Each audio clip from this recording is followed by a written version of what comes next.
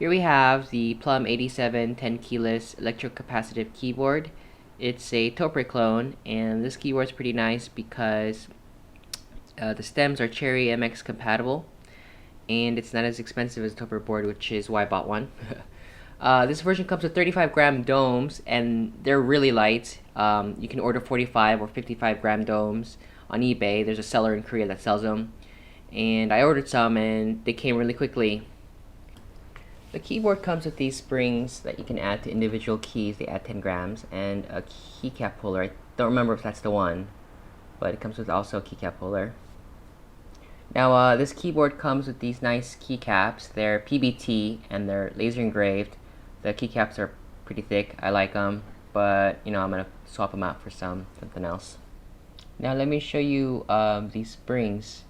So there's about 30 of these, and they add 10 grams to the keys. You just place them on the stem. So let me show you how. You can see I took that one out, and there's another one that doesn't have any springs. So you just place it right there, and you put the keycap over it, and you install them that way. I put them on the WASD. I also put them on the left shift, the left control, and the space bar, my gaming keys, because I found when I was playing with the 35 grams, I would accidentally press the keys because they were so light. And these keys have springs, and these don't. And if I just rest my hand on it, it just kind of slightly triggers it. So that was really annoying. And it doesn't happen with the if I add the 10 grams. But once I get the rubber domes, the 45 grams, I'm probably gonna take all the springs out, and I won't need them anymore. So for gaming, it works out alright. I'm waiting for those 45-gram domes because typing on it doesn't feel quite right because I'm just so used to cherries that are like 45 grams. And otherwise, it works out pretty good. Let's talk about the build here. It weighs 835 grams, and it's by no means a light keyboard, but it's not as heavy as some of the Cherry keyboards I have, and that's about 1.8 pounds there. And the build quality is pretty nice. It's built pretty solidly. It's got a nice solid feel to it and doesn't flex much. And overall, the construction of it is pretty nice. And let's take a look and see what it sounds like.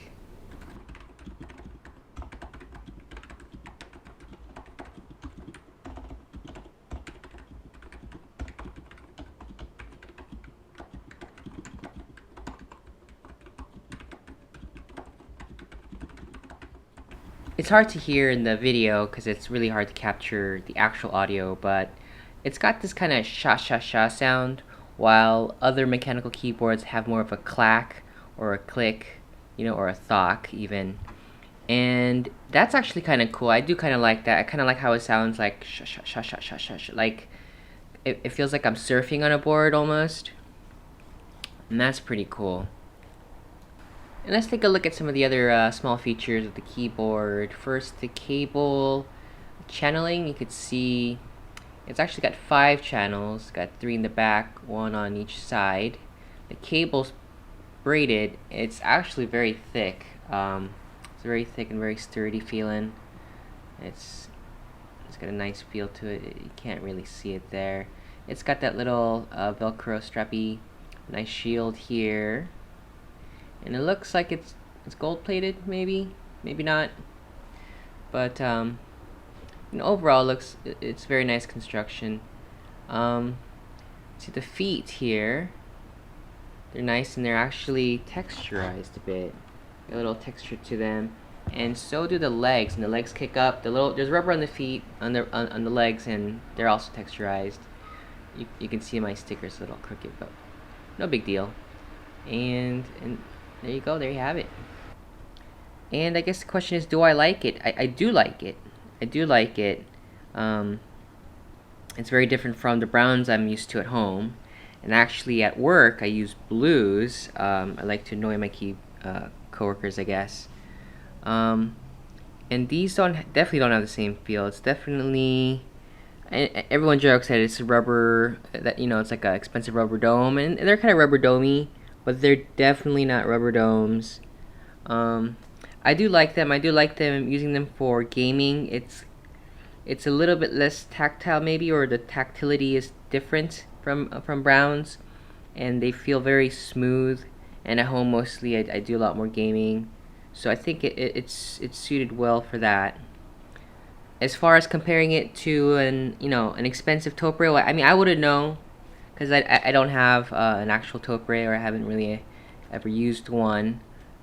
Maybe sometime in the future, but I mean, for the money, if it's very solidly built, it's well built. It's really great that it has cherry stems, and I'm pretty happy with it. Definitely gonna keep it in my collection here. So the next video, I'm gonna show you guys how to swap out the rubber domes. I already took the footage and I switched out the keycaps, and I just have to put that together, so it'll be up very soon. Alright, thanks for watching.